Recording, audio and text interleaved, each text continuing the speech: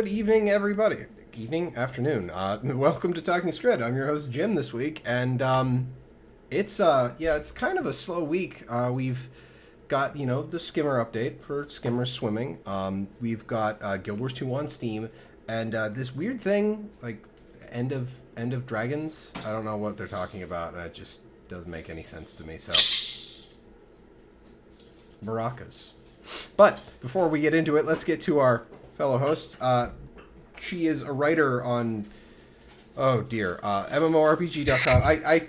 I know we just went back to MMORPG.com, and she streams on MMORLate, not MMORLate, that's her website. I'm really bad at this week. I don't know why. It's Arlie. She roars. Hi. Oh, it's all right. You could just be like, she does things in places. She does the stuff. Okay. And he streams over on twitch.tv/HNightroad, where he answers the age-old question: if dragons end, what are we going to blame everything on in Tyria? Say hello to H. Thieves. Abaddon? I knew it. I can say that. I can say that, isn't he? He's gonna watch this. He's Yeah, gonna be in but the comments. We won't go on like a rant here for an hour, so it's okay. That's fair. We will still blame thieves? I don't know. I can't blame thieves for an end of dragons. I just... No, you can. I mean, I can blame them. It's just not necessarily their fault. Oh, wait. Okay. Fixed it. Mm-hmm. Nobody What saw did that. you do? Nobody saw that. Nothing there. Anyway. Oh my gosh. We'll hop right into it first. The most recent patch had quite a few interesting things. I'll go ahead and throw the link in chat. But first and foremost, we had the updates to the Skimmer.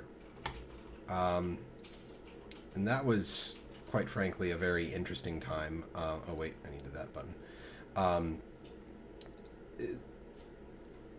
So, have you guys done your Skimmer collection? Nope. I have. Many years of playing MMOs have taught me that you don't do things on patch day, and you often wait at least 1 week to do new things. That's my excuse. That's fair, and I totally understand that. I'm kind of in the same spot. I got to the one Quaggin event. Oh. In Frostgorge. Yeah, and it was bugged, and I'm just like, I'll wait. So. Mm-hmm. I think I did it Thursday. Yeah, I got that done because I saw that was patched. I saw it was patched, and I'm like, oh yeah, and so I just did it real quick as fast as I could. It seemed okay. You just had to wait for 2 events, I think it was.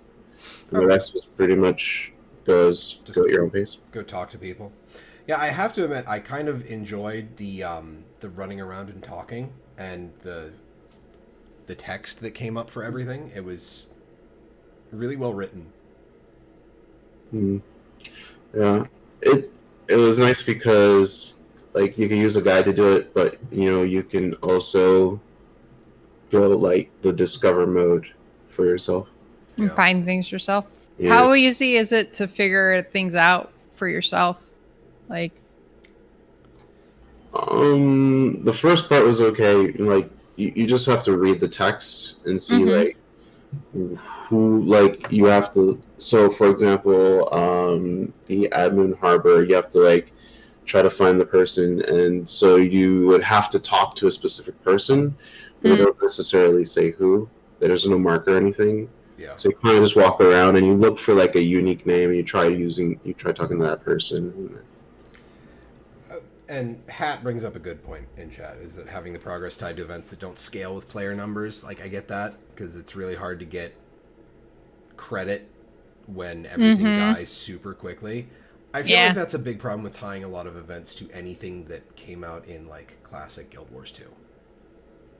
I think they changed it recently because it scaled just fine. We were like 30-ish people for the one in Ore, and then I think we were 10-ish for the one in Frostgorge.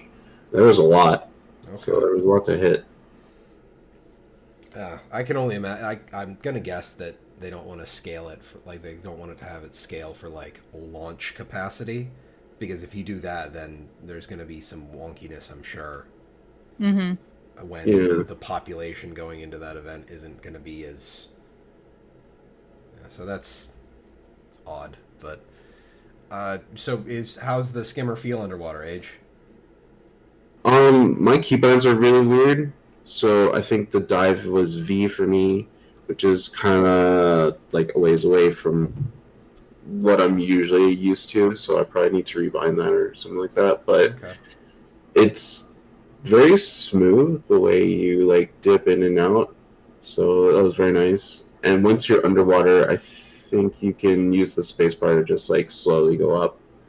Okay. Do you like lose access to your dodge, I guess, while you're underwater? Is I actually haven't tried dodging underwater. I noticed that there was just that extra 5 skill for the dive, I think it was.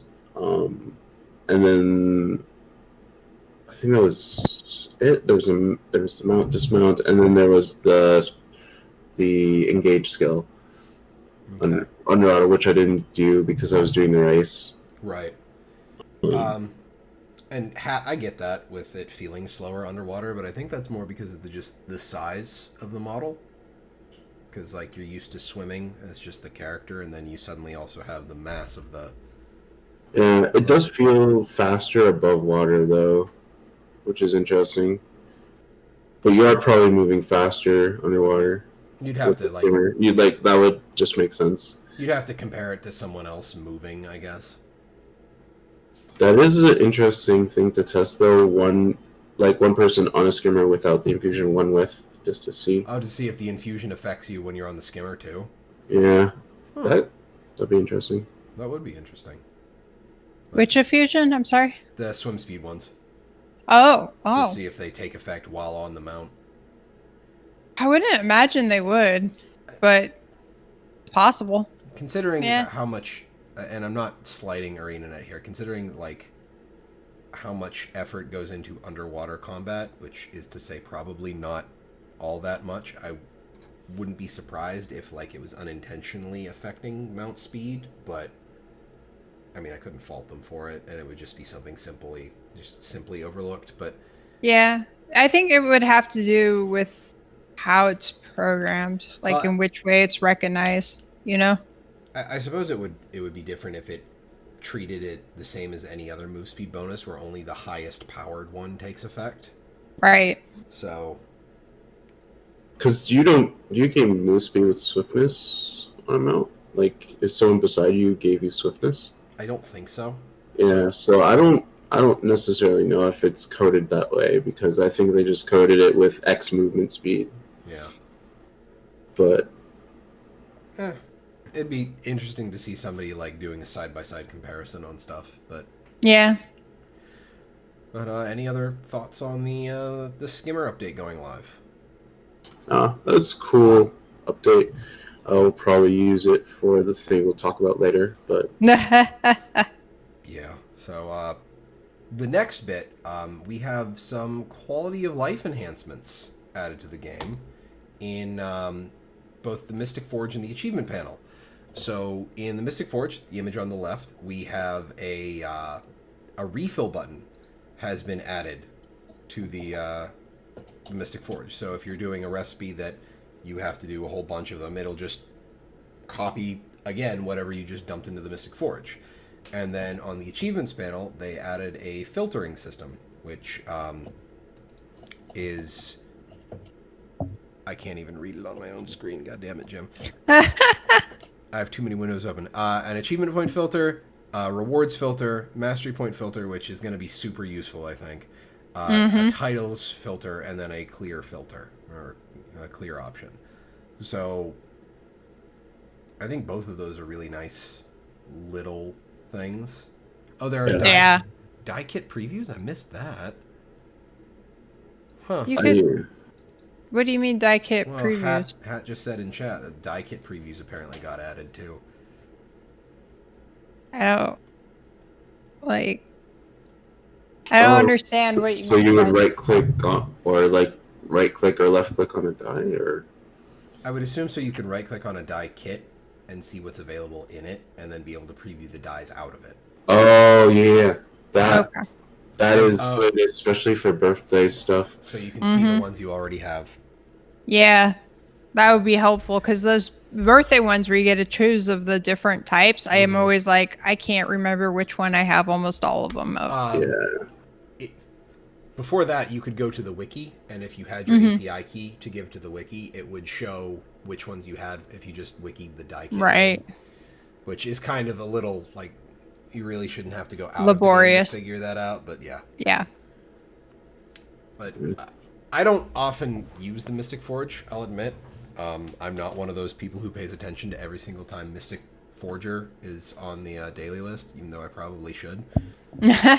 Most of my Mystic keys are going to be from either pre-daily rewards from doing stuff in, like, classic Guild Wars 2, and then everything else has been from daily rewards, and I just don't use them. Yeah. I like, oh, go ahead. I think I have, like, close to 2 stacks, and I always joke, it's like, I just vendor these, right? I really like the nearly completed achievements edition because, like, I have a lot of things I want to work on, but, like, sometimes I just want to finish something I'm close to anyway, and just having an easy way to figure out what I'm almost done with without, like, external lists and books and stuff is nice. Yeah, that's definitely helpful. I just took the time to hop in the game and actually grab the screenshot. I didn't have a chance to mess with them, but I'm really happy they exist. So yes, I do like the refill for the Mystic Forge just because when I'm trying to make lodestones, I can just hit that button now. Yeah. So just like refilling 30 times. So you don't have to go search through your inventory and double click everything all over again. Yeah. So it's nice. What would be kind of cool is if they can just put just a little box with a counter, and then you could like type in the number you want to do. And then it'll say it'll do X, and then it'll show you how many resources you're going to use before you actually hit Forge. That'd be really nice. Yeah. Honestly, I feel like the Mystic Forge and like crafting in general, because I feel like the Mystic Forge, since again it's 4 items max, so it's kind of tied intrinsically with the crafting system. I feel like the whole thing just needs an overhaul. I don't know, like, oh, it's slower than double. It depends on, like, refill, click, refill, unless they have some kind of animation going on with it to get the refill going. But it's just easier. You don't have to do it as much, but might prevent carpal tunnel. Yeah, I mean that's definitely one thing you want to work on, QED.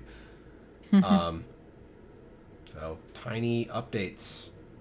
Any further thoughts? Nice quality of life stuff. Yep. Keep them coming, I say. But it's kind of a bigger thing. Primarily ties in with the anniversary of the game. It's sort of gem store, but it's really the only big thing we had coming out. Oh, you have to accept every single time before being able to refill.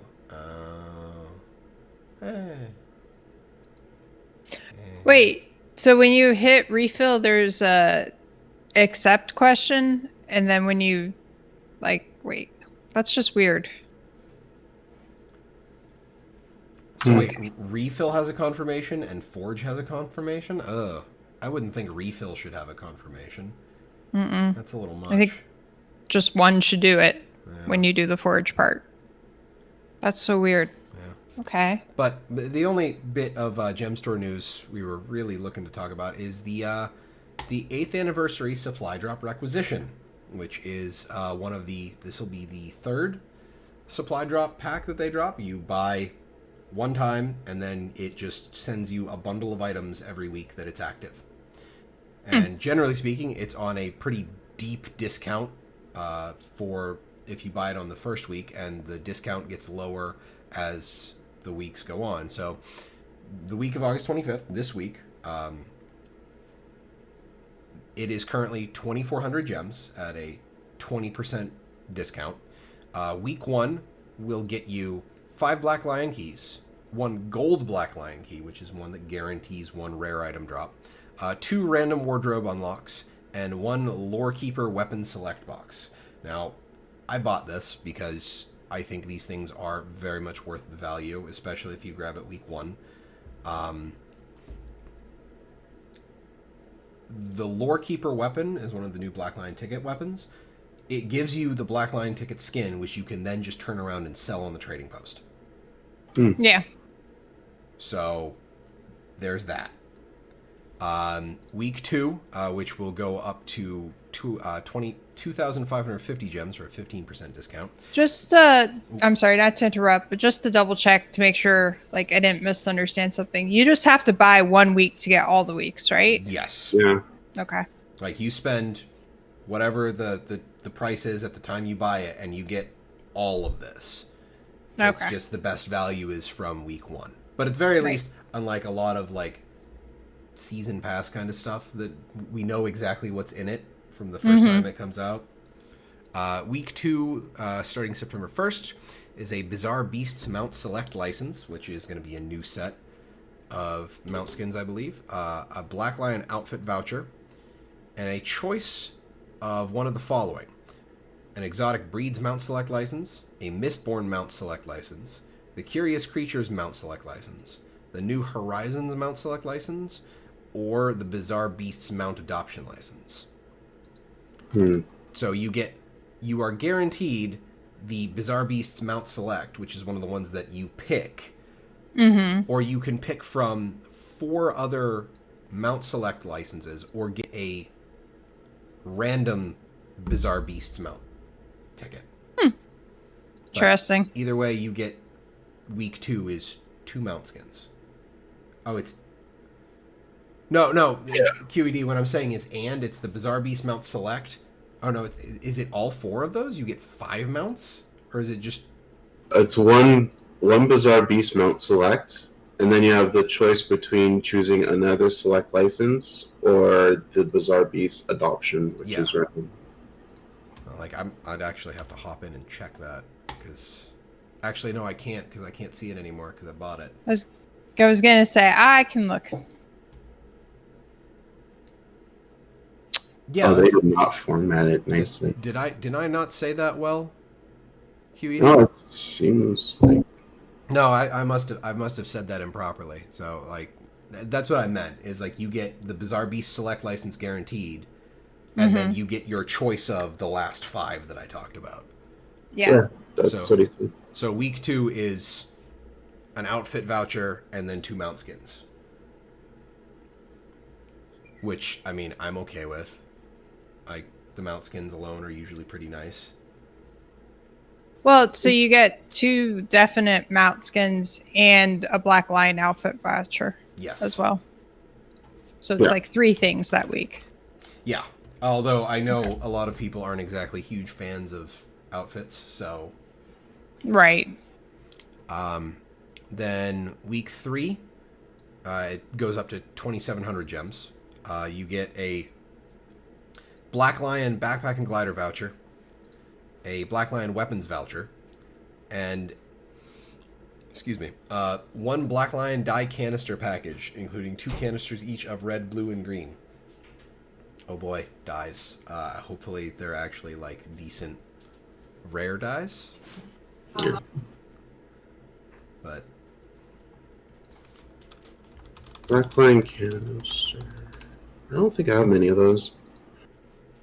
I don't know. I like it primarily. Like, the thing you're looking at there is the backpack and glider voucher and the weapons voucher.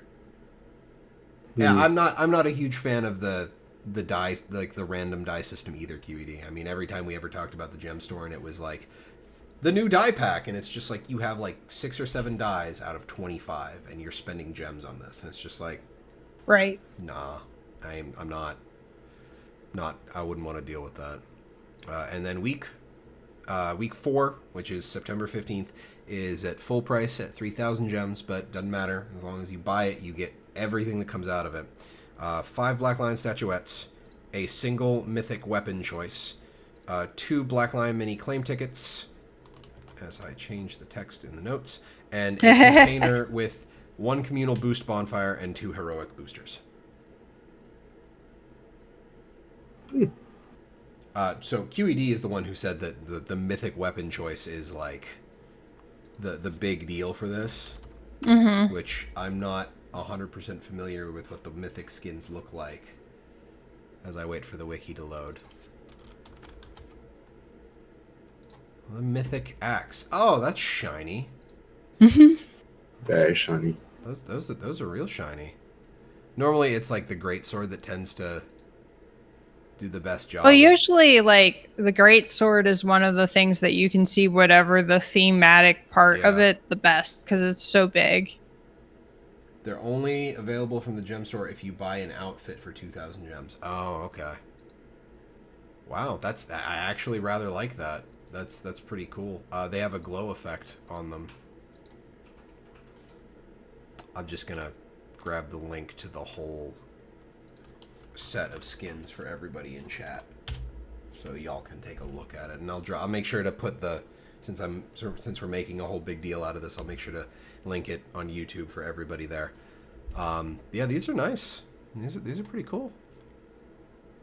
Yeah, some good picks there. Oh, the shield's got like little floaty bits that come out of it. Man, I like shield skins in this game, but I cannot find a class that I enjoy using shield on other than warrior in PvP specifically. Yeah. But like, I got it. What do you guys think about the value here? Value is good. Yeah. Like, there's a number of things in there that is worth 2,000 gold on its own. Like, gold, 2,000 gold. How many gold. legendaries are you Gems. Yeah, I can agree with. Like, I think even the mounts, if you get 2 mount selects licenses, like 1,200 a piece, or did they drop the price recently? I don't think so. Because the Bizarre Beast mount adoption license and select licenses are new, so they'll probably be expensive. Like, yeah, that's like 1,200 right there. Yeah, the select license is 1,200. Yeah, so that's like half of your first week purchase gone right there. So that's good. Yeah, and it's good value. Like, you're getting a lot of stuff out of here via discount. And this is the other 2 times these things have come out. I'm not one to randomly throw money. Like, I'm not the person that a lot of these games try to make money off of, because it'll take me years to buy something. I've bought all 3 of these supply drops because I think it's a decent price. It's me being like, hey, ArenaNet, these big bundles of things are okay. Keep doing these. And also, since I enjoy playing the game so much, I do rather enjoy making sure that they can continue to keep making a game, since they release all of this stuff for free for the most part. So I would recommend buying it. If at any point in time you want to get cosmetic stuff, getting stuff in big bundles like this is my recommendation. So yeah, I'd say it's worth the purchase. Any further thoughts, my friends? No. Oh, seems good. Okay.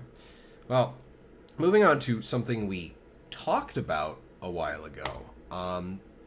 Guild Wars 2 is coming to Steam. Hey. Yeah. I'm pretty happy with this. It's coming to Steam in November. If you log in through Steam, it's not separate platforms. Standalone on PC and Steam accounts will play on the same servers together. It looks like you cannot join. You. Oh yeah, that's the next point. Never mind. Yeah. Go ahead. You can't convert accounts. So if you have Guild Wars 2 standalone, that's what you have to keep playing. And if you buy it through Steam, that's where you have to keep playing. Right. And people are wondering about why there's no transition between the two. And I'm honestly thinking that it's because of Steam taking a cut of transactions, which I think we were all kind of talking randomly about, and that seems to be the general consensus. Yeah, I was just thinking about it, and it's the same thing with Final Fantasy 14 too. If you have that through Steam, you have to, when there's expansions and stuff, you have to buy the Steam version. You can't buy directly from them without buying the Steam version. Like, Yeah, because that's what I have to do. Yeah, and like if you buy from their website, and then like if you buy the Steam version but you have the regular one, then you have to get it refunded and then buy the regular one. So it's there's got to be, I think there's something probably with the way Steam sets it up, because they're not the only ones that have done it that way. Yeah, Black Desert does it too, same way. So if I start going down the rabbit hole of Black Desert Cosmetics, I have to give Steam their cut. Mm-hmm. Okay. I'm just happy we don't have to convert everything to Steam, because that always annoys me. Yeah, I think East was that way too, now I think about it. Because I downloaded the client for ESO, pretty sure. It's interesting. Currently, the only MMO I have available through Steam is BDO. I think technically I have Terra on my Steam account, but it's been so long since I've ever actually had that installed, so I'm not exactly sure what the status of everything there is anyway. But, I mean, I'm happy that this is a thing that's happening. It's good for the health of the game long term. Just because, like, there are some people who only get games if they're on Steam, you know? Yeah. And it's going to be more like when we talked about, you know, the idea of Guild Wars 2 being on Steam a few shows ago. Everybody was like, it's a good thing because it gets more eyes on the product, because Steam has got a much wider audience, like, globally. So yeah, I'm happy to see it. It has like everything up to Path of Fire, right? I assume. I would assume. Or including Path of Fire, sorry. Well, let's grab the. Well, you can't buy Guild Wars 2 without getting Heart of Thorns and Path of Fire. Yeah, I think that's just buying the whole thing at this point. Yeah. Yeah, and I assume they'll sell the expansion separately after that. Yeah, probably. But yeah, it's got everything as far as I can tell. I mean, it's solid. It'll definitely get more people in the game. And the reason that, you know, people are probably really interested in getting into the game, I don't know if I'm sure not a lot of people heard about this thing happening. We got a trailer announcement for the next expansion. And a name. Yeah. Guild Wars 2, End of Dragons. Ooh. Oh, God. Oh, did you not see this yet, Age? No, I watched it, like, last night. Okay. Oh, okay. Because, like, I've been busy this week, so I'm like, oh, I should actually watch this. But yeah, it looked really cool. For those who don't know, this is a lot of Cantha, like, good time feels, because you see, like, Kunavang and you see, like, the Jade Sea, and they're kind of narrating how life has changed in Cantha a little bit, so you kind of get a little bit of an idea of what's going on. Yeah, it was weird for me because, like, I never played Guild Wars 1 really, and so, like, I was just like, okay, what's all this? And then at the end I was like, who's that? What the hell? Like, it was really funny. I'm aware of the name Kunavang. I'm not exactly well versed on what the story was from Factions, because I didn't get to play a lot of, like, despite avidly buying everything for Guild Wars 1, I never had much of an opportunity to play it. Right. So they are saying that it is going to release in 2021. Mm-hmm. Yeah. I am honestly kind of surprised at 2021. I would have expected something a little longer out, but I wasn't surprised. no. Okay. Well, no, wait. No, I take that back because people were saying it was going to be this year. Oh, yeah. I always kind of thought it would be next year. Yeah. But. And when did Path of Fire release? God, I don't remember. That's why we have the power of the internet. September 22nd, 2018 or 19? Oh, wow. 2017. Wow, really? Oh, that's a lot of time. Jeez. Guild Wars 2, Path of Fire, September 22nd, 2017. Heart of Thorns was October 23rd, 2015. Yeah, I remember that. It's in the right wheelhouse.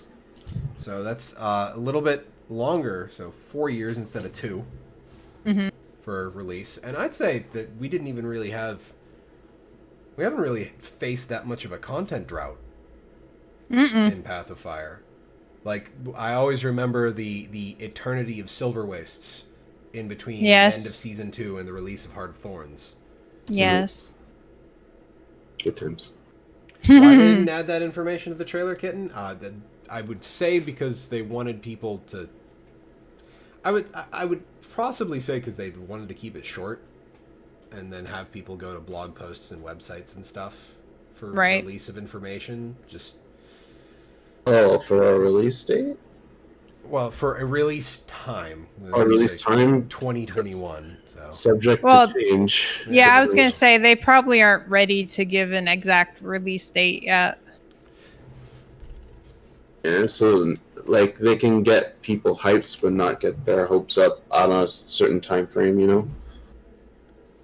Which is one of the reasons why I'm thinking, fall or winter 2021. Because I feel like if it was in the beginning or middle of the year, then they would already be ready to say when, Yeah, so I'm going to assume it's going to be fall at this point. Yeah, considering how the other two expansions have released, yeah, that's probably accurate. I'm kind of still hoping that they're going to do like the Elite Spec like previews like they did with previous. Rather, they did that with Heart of Thorns was the best promotion that they've done for an expansion, I feel like. Yeah. Throughout. Yeah, and we are, like QED said, we're only really partway through Icebrood Saga, so... Yep. We've got plenty of stuff to work with. Now, the title, End of Dragons, and Deo has many points here in our show notes, and I need to make sure I do justice because the dude, like, story is Deo's bread and butter. And he couldn't be here this week, so I have to make sure I do this right. So, what does this mean? First question he has here, does this mean killing off all the dragons? Which, if it is dragons, does that mean that one can survive? Which he also has a link to the No Homers Club conundrum, which is a bit from... Which means there can be one, but not multiple. Exactly. A bit of a link there for an episode of The Simpsons. I wasn't going to play it, so we don't get, like, smacked or something. Right. I don't know. Like I was thinking more of the end of Age of Dragons. Which would be point number 2. Yeah. So it'd be more like this is the last dragon we're going to deal with. And then they'll either all go into space or something. I don't know. But to space. They're going to go hang out with the gods. Just F off the whole planet and go away. Yep. They're all chilling somewhere. The thing is, I think, or was it Path of Fire that kind of explained the whole theory behind why the gods left? Yeah. Because of the power struggle between both the dragons and the gods. So it could mean if the dragons do leave in one way or another, the gods come back. Do the gods come back, and then Abaddon's beginning is kind of plays in there, I guess. It's an Okay. interesting thought. Now, the question is, could they become something else? And Deo's points here. I'm gonna follow Deo's points here. The Legend of the Great Destroyer versus the Great Dwarf stated that no matter the outcome, it would mark the end of the dwarves. And what happened is they turned into the Great Dwarf, and we have seen dwarves still present in Guild Wars 2, just not in their original form as dwarves. Huh. So, are the dragons going to become some other kind of force in the world and not be the... I mean, this could be, again, kind of dovetailing nicely with an end of the Age of Dragons, with it being like the end of their controlling the ebb and flow of Tyria. Right. So It's interesting. now, people in chat are bringing it up. When they say end of dragons, and Guild Wars 2 has long been tied to the stories of the dragons, is this going to mark the end of Guild Wars 2?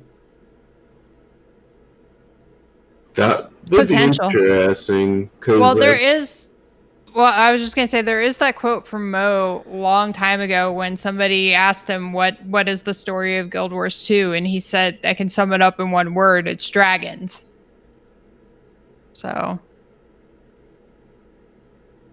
It's kind of interesting if they do, because like, because they're putting it on Steam, so I guess it's like if they're like going in the last 2, 3, 4 years of development of like real main development of Guild Wars 2, I guess putting it on Steam would guarantee you get that influx of players before you like put it on maintenance. I mean, that's not a bad strategy, honestly. I think they did that with Guild Wars 2. Well, Guild Wars, the original Guild Wars. I don't remember if it was on... Did we have... Can someone let me know if it was on... when it was on Steam, the original Guild Wars? I can take a look. It wasn't on Steam at the outset. Yeah. Guild But when Wars... did they put it on Steam? I don't remember. Guild Wars 2... Nope. I want Guild Wars Original. 2 years before Guild Wars 2. Okay. I'm just getting Guild Wars 2 at Yeah. so So I think they might be just be getting ahead of the curve in that regard, if it's the same type of process, I guess. Yeah. Now, and QED has a point, considering Mo isn't steering the ship anymore. I mean, that's a solid point. But I don't particularly care one way or the other if this is the end of Guild Wars 2. I want to see a satisfying end to the story. Right. Like, I don't want to see a cutoff to the story because of a reason other than the story has ended. Right. Much the same as I don't want to see the story dragged out because they want it to keep going. So I'm just sitting here like, I honestly, as much as I don't think this is necessary, and even if this is the end of Guild Wars 2, if this is the last expansion and this is going to be what ties it up, we still have the content that drops on release, so the End of Dragons chapters, plus any living story that they have that goes on after that. So we're looking at least 2 years, like 2023, before we're looking at the last chapters of Guild Wars 2. Yeah. I mean, that's probably the soonest it could end. And QED, when Kralkatorek yelled that, I'm pretty sure we were all wondering what the hell was going on there. So there is that. Now, if this is the end of Guild Wars 2, and there is a Guild Wars 3, Deo brought up stuff with, do you want it to be a traditional sequel, or maybe see more of what, say, Overwatch or Path of Exile is doing? And What's Path of Exile doing? Path of Exile is doing... PoE 2 is effectively a new early game that dovetails into the end game of the mainline Path of Exile, if I recall correctly. Weird. So basically, you don't have to like crawl through all of the previous iterations of game design that PoE had from beginning to current, and they basically redesigned the early game experience leading into end game PoE. Okay. So that would be like, I suppose, and then Overwatch 2, which is the other example Deo gave, is the PvE component that Right. basically people have wanted out of Overwatch since it released. Yeah, it's interesting because like when I saw Overwatch 2 in the show notes, it was like Overwatch is set in a time frame of the crisis that happens and like stories that happened before as well that led up to it. And Overwatch 2 is more like after the crisis now. And then there's a lot of lore around like restarting Overwatch, and that's what Overwatch is about. And Overwatch 2 is just like kind of like the results of that. So it's interesting if Guild Wars 3 goes along the same route story-wise. Well, then the other question is, if they do Guild Wars 3, are they going to do a total reinvention of the game like they did between Guild Wars and Guild Wars 2? And I mean, QED brings up that maybe there won't be a Guild Wars 3. Mm-hmm. I mean, to be entirely honest, I really enjoy the setting of Tyria, and I don't necessarily want to see... I just like stories in the world. Like, it doesn't have to be an MMO coming out. Yeah, I mean, like they could still do more stuff. They can put out different stories. Mm-hmm. They can roll in a different avenue of like, do they do like this one-off big bad, or do they have like a 2 or 3 expansion series based on this new threat? You know, this allows them to go to like a different avenue, which is interesting because for Guild Wars, the original campaigns, like that's what they were about. You had a different big bad every time. Prophecies was interesting because it was kind of like segmented into different parts. So like with prophecies, you start with like Flame Legion, and then you have Stone Summit Doors, and then you have Skeletons of War and all that stuff. So there's a lot that they can actually pull out of this. Yeah, I think they could definitely go with Guild Wars 2 and definitely with a lot of different things. My thought is mostly the biggest argument for going to Guild Wars 3 is if there's things they want to do, but they can't do with the current structure of the game. Right. They'd have to build something new to do. That's exactly it. So if the stuff they want to do can't support... Isn't that basically the transition from Guild Wars 1 to Guild Wars 2? Sort of. It's like they just couldn't do what they wanted to do with Guild Wars, so they had to move to a new engine. Yeah, because they wanted to like reinvent the way MMOs were played at that point. Mm-hmm. I don't know if they necessarily want to do that. Yeah. But if they do want a better engine, so it's better stability, better combining on... yeah, exactly. It goes to use Guild Wars 1 engine. I just thought it was improved. But if they want to go a whole different... If they want the flexibility of a better engine, then they might do... They might port Guild Wars 2 to that engine, or they might just make Guild Wars 3 altogether. I don't know. Yeah. I mean, I think they've... with Guild Wars 2 combat, I think I honestly believe that Guild Wars 2 is the best action combat MMO on the market. Like, and I'll admit I haven't gotten very far in Terra from what I remember, and I haven't gotten all that far in BDO, but Guild Wars 2 feels more fluid than those two did. Mm-hmm. So I feel like they really... Oh yes, and also hashtag poor Wildstar. Mm-hmm. But Terra didn't feel really action combat-y to me. I know that game came out like early 2000s, I think, but like Yeah. didn't really feel like action combat when you compare it to stuff like Guild Wars 2 or Black Desert. 2011 release. Oh, really? Terra. Wow. January 25th, 2011. Huh.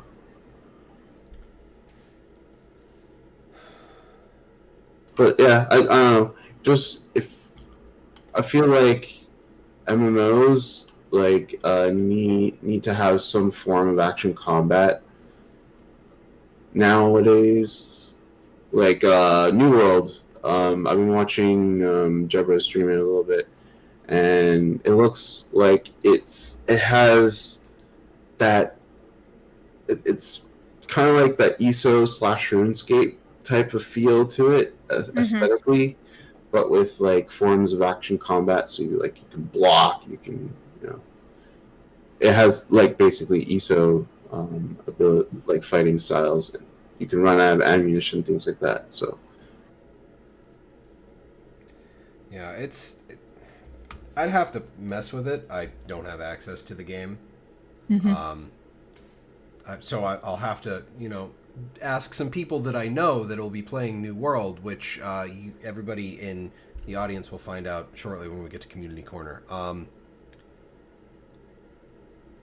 So, to get back to the trailer, the dragon at the end, Kunavang, was apparently a dragon from Kantha that was corrupted by Shiro Tagachi, that the Guild Wars 1 factions players helped purify by the end of the factions campaign.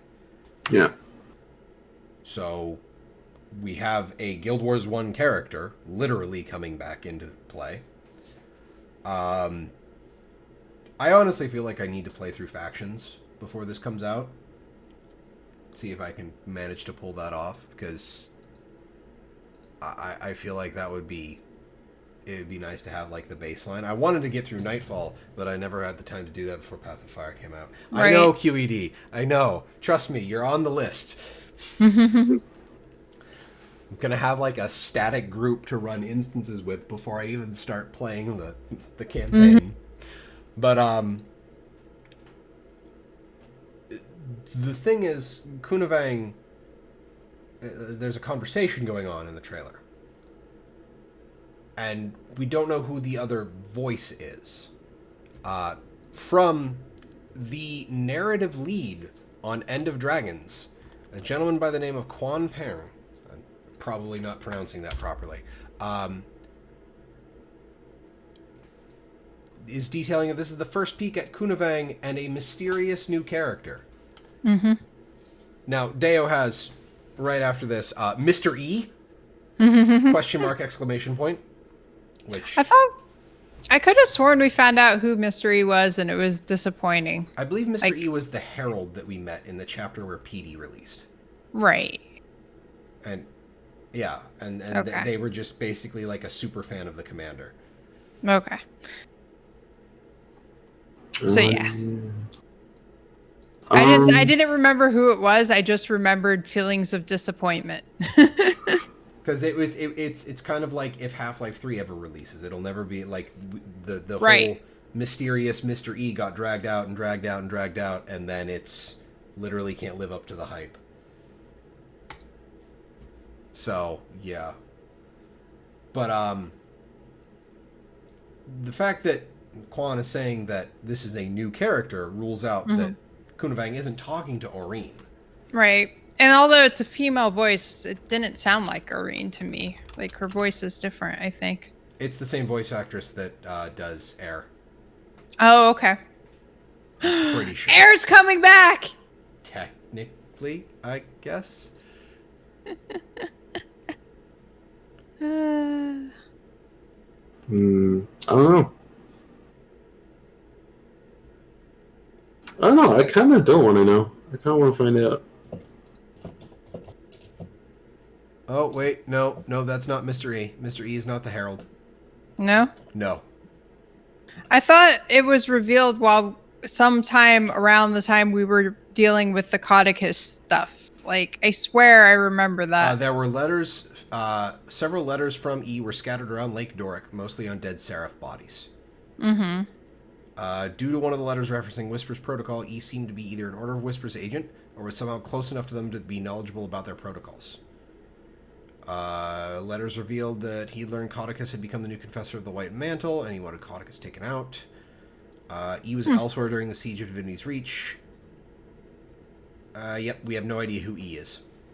Oh, that's so weird. I swear I thought it had been revealed for some reason. Okay. I'm going to assume I got E crossed with the Herald.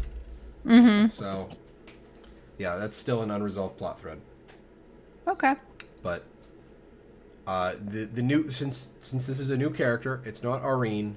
And the second question Deo has here is this a completely new character, or is this just a new character to Guild Wars 2 players? Right. That's a good question. Thank you, Mofongo. Thank you. Yes, Ibadon. Thank you, Breakfast Torment. I don't know if it could be any of the gods, QED. I don't think so. I think it would be... he said new character, and the gods, like... I mean, we've never actually heard Dwayna speak. Mm-hmm. Like, Dwayna has never been a character in Guild Wars 2, other than just being talked about.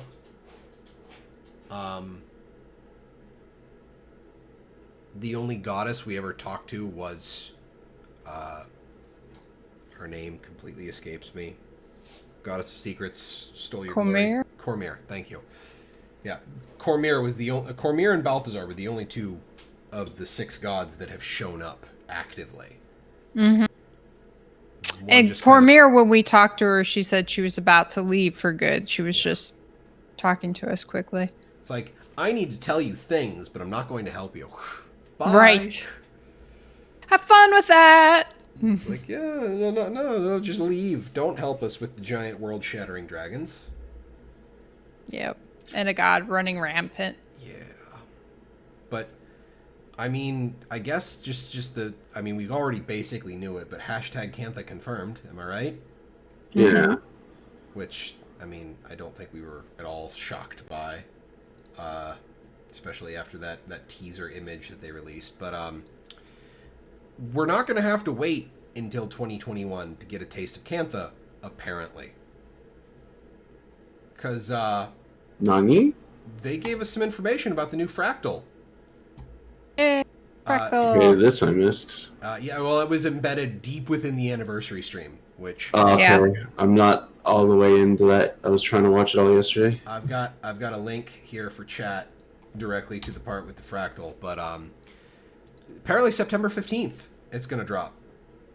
And it is referred to as the Mountain Fractal, and it's going to take place in Sunqua Peak, which the relation for Guild Wars 1 area is Sunqua Vale, and it was the first hostile area after the tutorial area of factions. Quote, elements from all around the world converge. What you've got is a map, a rough sketch of the map of the Fractal here from the devs. Goal will change as you progress up the mountain that is in turmoil. Ultimately, you want to bring peace to the place and the elements, and you'll learn what is causing the elements to go crazy. It, for all of you Fractal runners in chat, will ship with a challenge mode with prestige rewards attached to it. For those of you going to take on the challenge mode, there's something a little bit different this time that I think you guys will enjoy. Quote, Cameron Rich, one of the game designers. So, for anybody in chat who is a Fractal runner, and for the rest, for all of us, so what do you think they're going to be releasing for rewards to the challenge mode? Well, it's good that they have a challenge mode. That'll make people happy. And on top of that, they have something extra. Feels good, prestigious reward, and like something a little different. In the form, you have transforms active every time you enter a new area, and that's the challenge mode. Maybe like a raid-like boss, I guess. Yeah. But they are they kind of raid-like right now? Yeah, bosses and fractals recently have mechanics. I'm pretty sure like the raid design is going to be bleeding into fractals because like that doesn't shock me that flows through there. It's like the same basic concept, just for a smaller group, more or less. Yeah. But I'm honestly, when they say prestigious rewards, I'm hoping that it will require multiple completions of the challenge mode.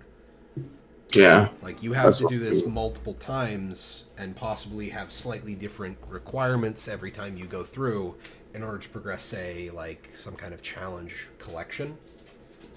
Would be interesting to deal with. The sketch shows notes of the areas and mechanics like moving platforms, periodic water pushes, a gauntlet of fire, and rising stone pillars. And the areas are a starting precipice, a winding path, the elements plateau, the grove of growth, and the jade temple. That's the entire fractal? Yeah, that entire sketch is the whole thing. That's really cool. That seems like a longer fractal. It does seem very dungeon-y, for lack of a better term. Like, it feels like old school dungeon stuff. Yeah, wow. It's been a while since I can't remember a fractal that was this detailed. That's cool. It seems like there's like parts where there are different mechanics to get across the next side and things like that. So that's cool. I like it. Well, go ahead, Arlie. I was gonna say, what I was reading about it, they mentioned that like your goals and stuff will change as you go through, and like it's a different kind of fractal than we're kind of used to. So I feel like I think there's potential that like, I don't know if there's potential for different kind of paths through there depending on various things. It seems like one uniform path, but as you move through, you go through a different element, and it's like a way to get to the next area. So like those moving platforms, for example, like those are like the generic, probably you have to jump across different platforms. I was hoping for Mega Man teleporting platforms, to be honest. Maybe. You never know. But like some classic old school side scrolling Mega Man frustration. I'd be all for that. Someone says no. Oh, see, the thing is, I'm also getting the death glare from off camera. But no deep stone sirens for free. Well, yeah, like I'm hoping like once you reach the end, which is the Jade Temple, it's kind of like that final boss at the end with mechanics and things like that. That people who want a challenge will enjoy, type of deal. It'll be as long as like they keep using like the stuff they've gotten out of raids where they teach you the mechanics of the boss as you go through, and then you just have to learn how to put it all together. Yeah, that kind of stuff. Yeah, because it looks like just like the length of it alone. Like I don't know how long it is in actual spacing, but the different elements makes it look longer, which is really cool. Yeah. I mean, it could be, like, traversal-wise, it could take a while if you're not really great at, like... I mean, the moving platforms, if people are bad at jumping puzzles, then, like... Right. Well, I was thinking, like, that one water fate one where you're the dolphins. It could be either really quick if everybody knew where they needed to go and understood how to get there, or it could take a long time if people are like, shit, What do, Mm-hmm. Yeah. That's fair. Yeah. Honestly, I'm just kind of expecting some of these things to just be kind of skipped through by a mesmer. Yeah. Disable mesmers in Fractal. Wow. Ouch. That would be hysterical. I'm kind of hoping Master Togo shows up somewhere. And for those who don't know, Master Togo was like one of the pillar characters of factions.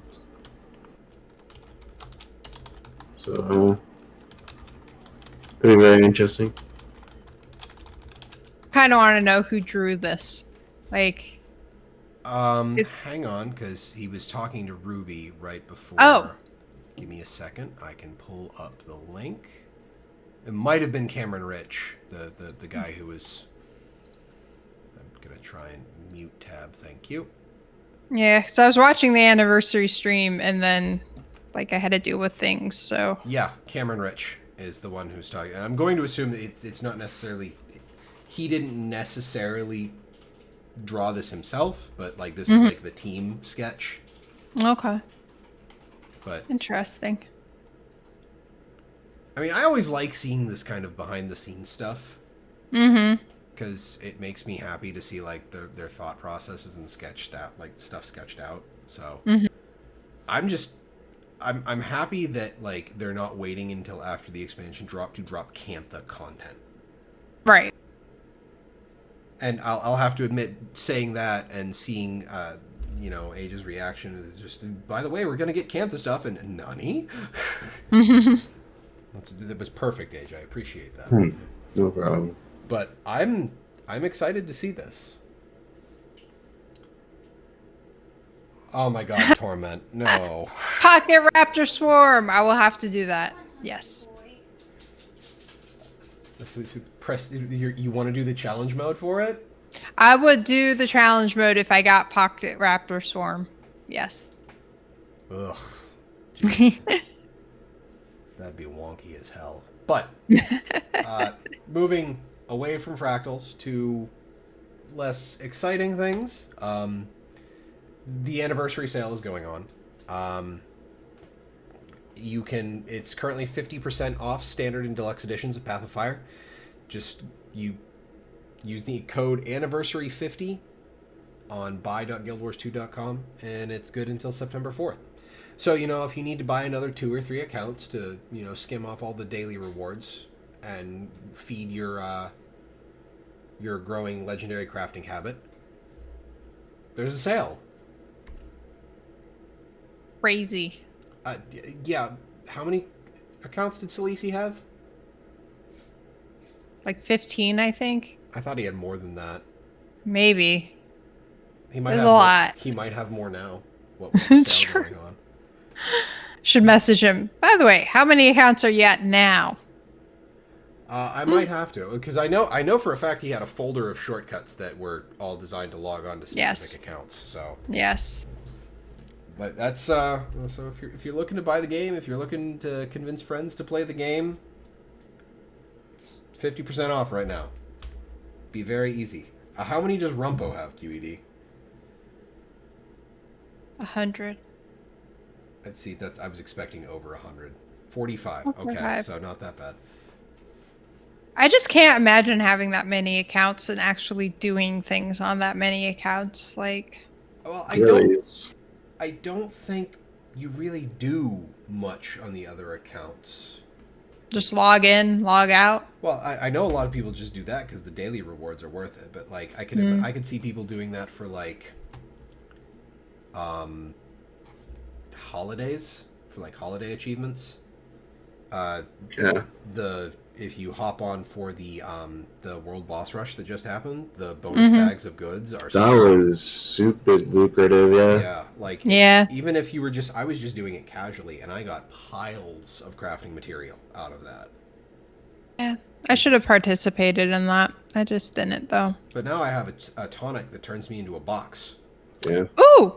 I did 1 per tier just so I can get the rewards. And I got a lot of things. You didn't have to do the per tier. They misworded the blog post. Oh, really? Oh. Yeah. So, Well, I did it anyway, so. I don't think Krista has logged on yet, but she did literally 1 boss on the 24th. And she should get all of it? She should technically get all of it. Yeah. Nice. Oh, you farm Mystic Coins? That makes sense, Zach. That's pretty lucrative. But, I mean, hey. Stuff, am I right? And, it's always nice to have more stuff. Stuff and things and stuff. Indeed. Stuff and things and stuff. Like stuff you can buy. like merch for Guild Wars 2, which more stuff from For Fans by Fans. I mean, considering that, did something break? No, I recently just got they have a bag, like a computer messenger bag, which has interchangeable flaps, and I got a couple of Guild Wars 2 ones, and I was going to show you guys, but they're in the closet, so I can't. Yeah, that's okay. They don't have to come out of the closet until they're ready. Okay. But we've got masks from For Fans by Fans. Yay. Oh, thank you, Carnifex. Shared inventory slots are on sale today. Yes. Which I love shared inventory slots. Hi, I'm a person with alts. In fact, I just bought another character slot so I can make another char for PvP because I have decided that all of my PvP characters are char. Okay. But yeah, I just had to buy another character slot. I have a lot of alts. I've been looking to max out. I only have 6 more shared inventory slots to buy, so I wait for them to go on sale and I buy them 5 at a time. What's the max you can have these days? Oh, GW2 I was gonna say, max. I know they've been upping it every now and again. So like 32 or something like that? I don't think wow. it's that many. I could be wrong. That's a bag. Shared inventory slot. Maximum is currently... Control F. Maximum. 24. 22 slots can be purchased from the gem store. You get 1 from Heart of Thorns and 1 from Path of Fire.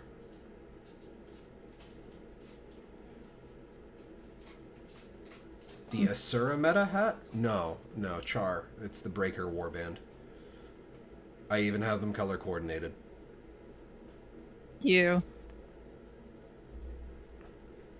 Which, by the way, I should join you for Zeros to Heroes sometime. Yeah, soon. We'll do that and double necro it, I guess. I suppose I'll actually play core so I can do Condi because I know you're going to want to play Reaper. Yeah. Because that's the thing. And yeah. But the For Fans by Fans link that came up, masks you can get. There is a Jormag and Abyss Stalker prints that you can get. So if you want your face to look like it's got Jormag's face on it, there you go. Yeah. I was gonna say, I am not a big fan of those kind of masks just because it's disorientating seeing them out in the real world, you know? It's like, like the cosplay masks, I guess. Yeah. Weird to me. I mean, if you dig it, you dig it. I'm not gonna complain if. Oh yeah, no, it's totally fine if people like it, but just for me, it's like. Yeah. Oh, Ruby, and apparently there are responses. Apparently, Ruby has the Jormag one. Okay. So, hey, as long as they're good masks, stick with your lemons. You got lemons hat. You just tie lemons to your face. It'd be kind of awkward. But don't be sour. Aww.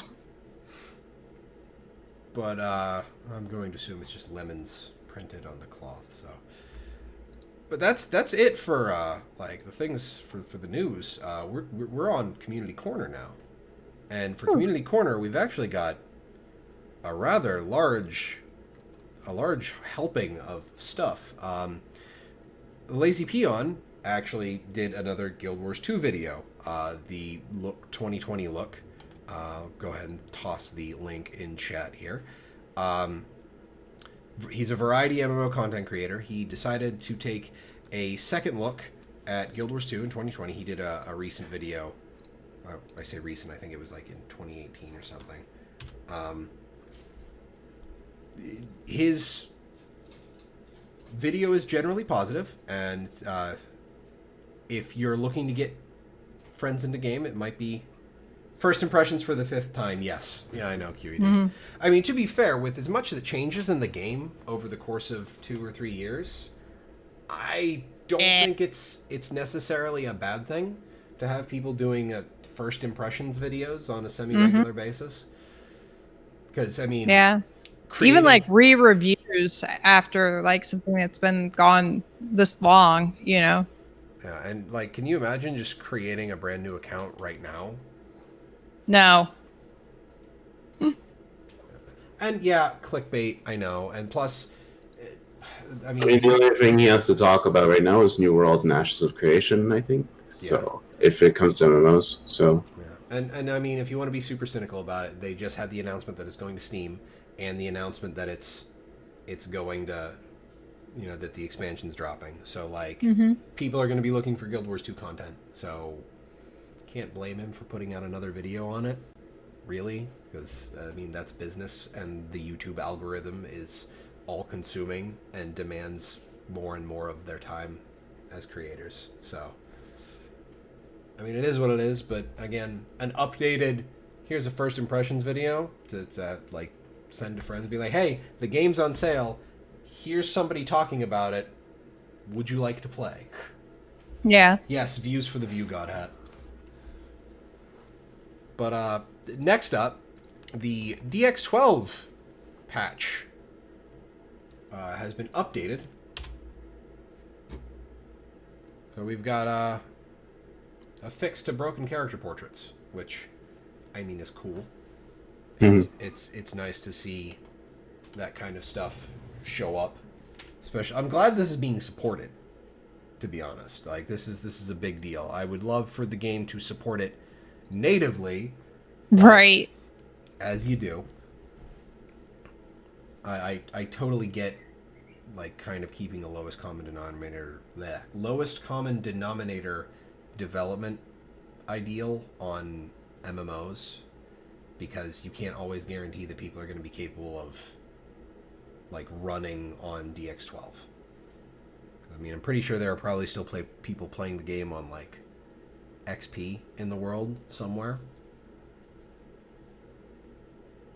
Because that's just XP supported even. no, it's not. Neither is 7. 7 went out of extended support January of this year, like January 20 something. But I mean, people do weird stuff. So, but hey, DX12, yay!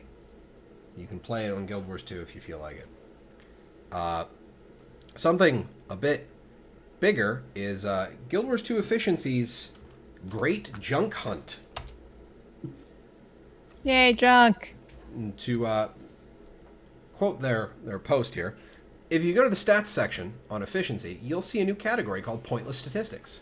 There are 5 junk items listed here: a mangled talon, a warm stone, crumbling bone, broken twig, clump of resin. The person at the number 1 spot of each category by the 31st of September, 11:59 p.m. 2020, will win 1,000 gems. A 1,000 gems spend. Excuse me. That means anything that is giftable to you, as they can't directly give gems. So they will literally buy the thing for you up to a value of 1,000 gems. The further rules for the contest are in the link. Now, I know one of the things they were talking about is like, well, why don't I just go buy these? Well, all of the items that they chose, all of the junk items, are account bound on pickup. So you can't cheat this. You have to go out and farm them. Which, to be honest, I love the entire idea about this. Yeah. This is great. Now, if they were able to like scrape other statistics, like when you actively harvest something instead of just reading items in your inventory, be like the great deforestation, like whoever can chop the most trees in a given period of time. But I'm not super familiar with the Guild Wars 2 API, so I'm not exactly sure how much they can pull from the information on the character. But I love this idea. I think this is great. That's interesting. And yeah, I like it. And I don't think you need to keep the items. Well, no, they're pointless. Well, I don't know. I don't know how the thing Well, runs. I would assume you would. Actually, that's a good question. Like, I don't know if it just reads current count or amount looted. So I guess check the rules for that. Yeah. And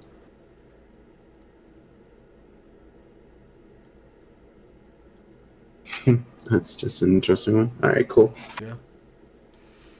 But that's it for external community corner. Now we're gonna do a little bit of self promo. Yay. Sunday, tomorrow, in the evening, Age, Arlie, and Deo are going to be playing New World. Woo! So, you know, the bit of a teaser earlier, if you want to know what New World is all about, the rest of the cast is going to be taking a look at it. And I'm going to be sitting in a corner not playing a new MMO. Which, Aw. to be brutally honest, I don't need to play any new MMOs. I really don't have the time to spend on the one that I spend a lot of time on anyway. I was gonna say I can try to find you a key if you want. I'll just put out feelers on Twitter and see what happens.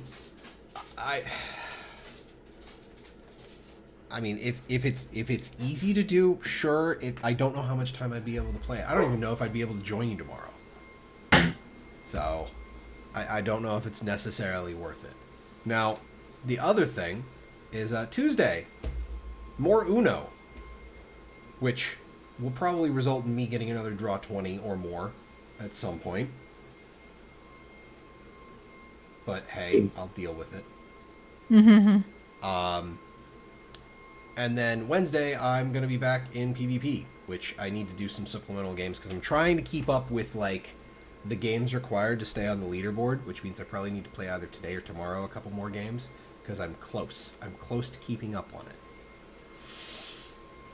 And I need to get back into gold. I had gold 1 for all of one game, and then I queued again, and QED told me not to because I jinxed it, and then I totally jinxed it. And not only did I jinx it, it was a bad loss because I had a guy just kind of running into mid, and from what QED was telling me, as a Revenant, he was Revenants are kind of assassin play in the current meta, so like that was the whole, like, he would just run into a fight like 1v3 and try to bruiser it out, and it's just like, that's why I switched off of Warrior, because I can't do that. So that was bad. But PvP. I have a strat that always wins me mid. So. Does it involve being a thief and taking far and home? No. Drawing them away? It actually involves going mid. Oh, okay. Well, we'll have to talk about that, and I want to move on to the outro because there's a vacuum going on in the background, and I don't know how loud that is. So, we're going to move on to Arlie. Where can they find you? You can find me on Twitch, Twitter, and Instagram at Arlie82. Yay! Hooray. And Age, where can they find you? You can find me on Twitch and YouTube at Age Night Road. Next week, I'm going to be playing a lot of video because they have a new class coming out.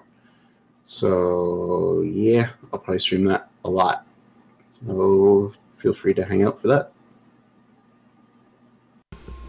Awesome. And then myself, I can be found on Twitter at MalthanusMMO. Twitch.tv/MAAD Realms, 2 A's in the MAAD. You're already here, you know. Wednesdays, PvP. Saturdays, Talking Skritt. I just told you all of that again. Wow, I'm a little scattered for this show, but I hope to catch you all next week for more Talking Skritt, and we'll catch you all later. Y'all have a fantastic night. Bye, everybody. Take care, guys.